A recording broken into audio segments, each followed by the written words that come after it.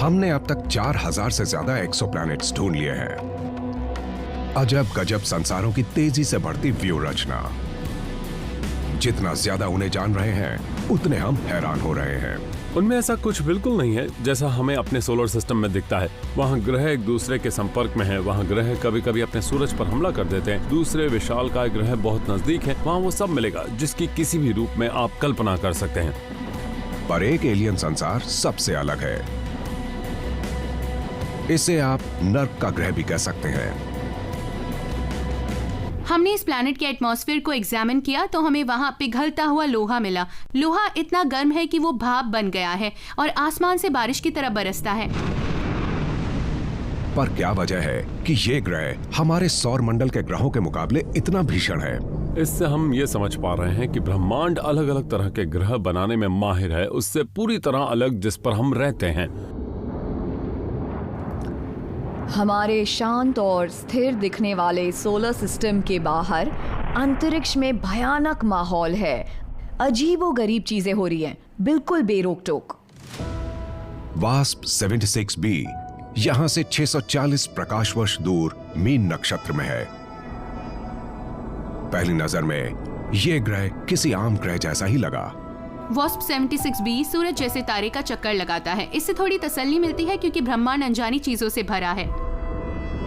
Wasp 76b gas का विशाल पिंड है, कुछ कुछ हमारे सौर मंडल के बृहस्पति की तरह। पर इसकी लोकेशन ने स्थिति बिल्कुल बदल दी है। स्टार हमारे जैसा ले लीजिए, प्लैनेट लीजिए हमारे जुपिटर जैसा, पर उसे आउटर सोलर सिस्टम में बिठाने की बजाय आप स्टार के बहुत बहुत बहुत करीब ले आइए। बृहस्पति सूरज से लगभग 80 करोड़ किलोमीटर दूर है, जबकि वास्प 76b अपने सितारे से सिर्फ 48.25 लाख किलोमीटर दूर है और इसीलिए इस ग्रह को गर्म बृहस्पति मान सकते हैं। वास्प 76b पर तापमान 2200 डिग्री सेल्सियस से ज्यादा है, जिससे इसका वातावरण ब्रह्मांड में सबसे भीषण माना जा सकता है। अगर मैं इतनी भाग्यशाली हुई कि इस प्लैनेट की दुनिया में जा सकूं, तो मुझे बहुत सारे प्रिकॉशंस लेने पड़ेंगे क्योंकि इस प्लैनेट का हाल बहुत ही बुरा है।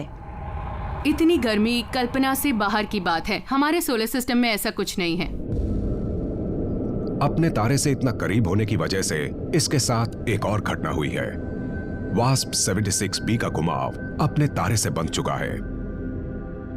सितारे की ग्रेविटी ने इस प्लैनेट को जकड़ रखा है, तो अगर ये पहले घूमता भी था तो स्लो होता गया और फिर लॉक हो गया, तो हमेशा एक ही तरफ से सितारे को देखता है। इस गुरुत्वीय पकड़ को टाइडल लॉकिंग कहते हैं। टाइडल लॉकिंग को हम अपने चांद की वजह से जानते हैं। हमने हमेशा चांद का एक हिस्सा देखा है, दूसरा हिस्सा अंतरिक्ष की तरफ रहता है। टाइडली लॉक्ड प्लैनेट को कई नतीजे भुगतने पड़ते हैं और सभी अच्छे नहीं होते। इससे बहुत ही एक्सट्रीम वेदर कंडीशंस बन जाती हैं। बहुत ही गर्म दिन की तरफ का हिस्सा और बहुत ही ठंडा रात की तरफ का हिस्सा। 2020 में हमने इस ग्रह के दिन और रात की तरफ के हिस्से के बीच के वातावरण को ध्यान से देखा।